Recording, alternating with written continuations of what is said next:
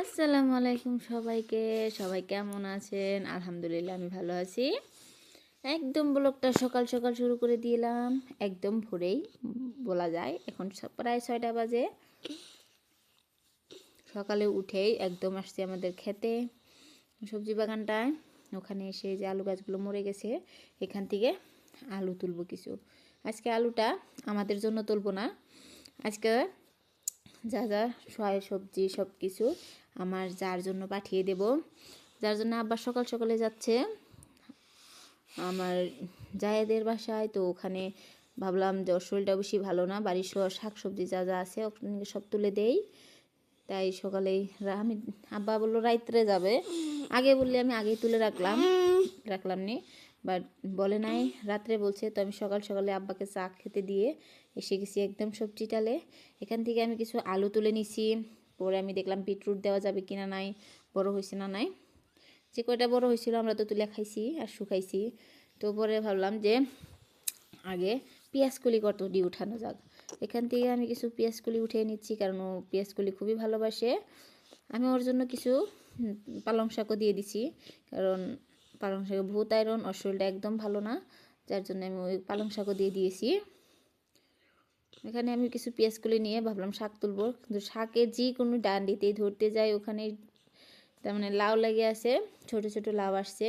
তো সব শাকই তোলা যায় না আর কি, যার জন্য আমি খালারও সহায় নিছি। খালাকে বলছিলাম খালা হাতে মাঝে স্বল্প সহায় করে দেন। আমরা দুজন মিলে তো একদম অল্প টাইমের মধ্যে 1 বালতি আলু তুলে ফেলছি।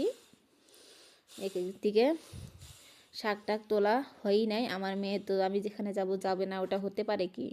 হতেই পারে না। এদিকে পালং শাক আর পেঁয়াজকলি কোনো রেখে দিলাম। আলুটা আমি ধুয়ে নেব, কারণ ধুতে হবে, বহুত মাটি ছিল। এদিকে থেকে আমি কিছু বিটরুট উঠাইয়ে দেবো ওকে। তথাপি আমি 3টা দিয়ে দিয়েছি। 3টা বড় বড় ছিল, আর 3টাই দেওয়া হয়েছে ওই জন্যে, কারণ ছোটো ছোটোটা অসুবিধা হয়। একদম ছোটো এগুলো আরও বড় হবে, আর ছোটো ছোটোগুলো খেতেও ভালো লাগে না, অল্প তেতো তেতো ভাব বেশি আসে। যার জন্য আমি বড় বড় যে 3টা ছিল সেই 3টাই দিয়ে দিছি। এখানে একটা তথাপিও ছোটোটা উঠে গেছে। এদিকে না লাউ গাছ তলায় এসে আমি খুবই ভয় পেয়ে গেছি, এদিকে এটা ঝুলে আছে। পরে দেখলাম এটা বাদুর, আর মরে গেছে, এটা শায়দ ঝোলার জন্য মরছে। একদম কিসের জাংলার সাথে না একদম লেগেছিল, যার জন্য মরে গেছে। এদিক থেকে আমি একটা লাউ তুলে নিয়ে আসলাম, বহুত বড়। এই লাউটা ভিতরে ছিল, আমি দেখছিলামই না। বাইরেরগুলো তুলে দেবই, ভিতরে ছিল ওটা আমি দেখছিলামই না। পরে এটা ভিতর থেকে আমি তুলে নিয়েছিলাম। এটা ভিতরে থাকার জন্য অল্প চাবা খাইছে, বাট নষ্ট না। এদিকে দেখুন আমি পালং শাকটা নামিয়ে নিলাম, অল্প পানি ঝরে গেলে, তার মানে সকাল সকাল একদম হাত পা কেঁদো দিয়ে অবস্থা নাই। সকালে অল্প নিয়র থাকে, যার জন্য ভেজা ভেজা হয়ে থাকে আর কেঁদোগুলো লেগে থাকে। এদিকে আমি পালং শাকটাও সাফা করছি, আলুটাও ধুয়ে সাফা করে সেকনিতে দিয়ে দিব। এর মধ্যে পানি শুকিয়ে যাবে, তারপরে আমি উঠিয়ে দেব ব্যাগে, কারণ ওদের 8টার বাজার গাড়ি আছে। তো আব্বাকে আমি খেতে দিয়ে এগুলো করলাম। আর এটা আলাদা একটা খুশি, ও পায় না লোকাল বস্তুগুলো। বাট আমি সবসময় চেষ্টা করি যে সময় আমাদের বাড়ির থেকে কেউ ওর বাড়িতে যায় তো পাঠানোর জন্য।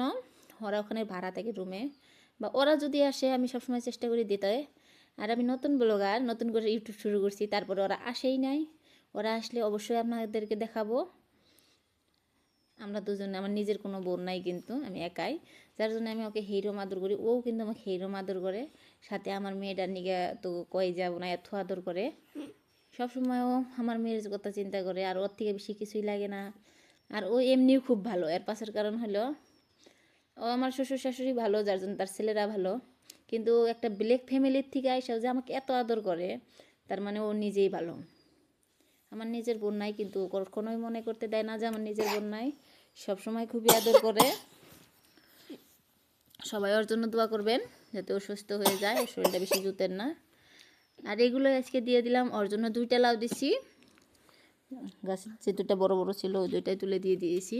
আর আলুগুলো দিলাম, বিটরুট পালং শাক এগুলোই দিলাম। অবশ্যই জানাবেন আমার ভিডিওটা কেমন হলো, আর আপনারা কোথায় কোথায় থেকে আমার ভিডিওটা দেখছেন অবশ্যই জানাবেন। আমার ভালো লাগে আপনাদের কমেন্ট পড়তে। আপনারা কিন্তু আমার এই শাকসবজির ভিডিওগুলো অনেক পছন্দ করেন।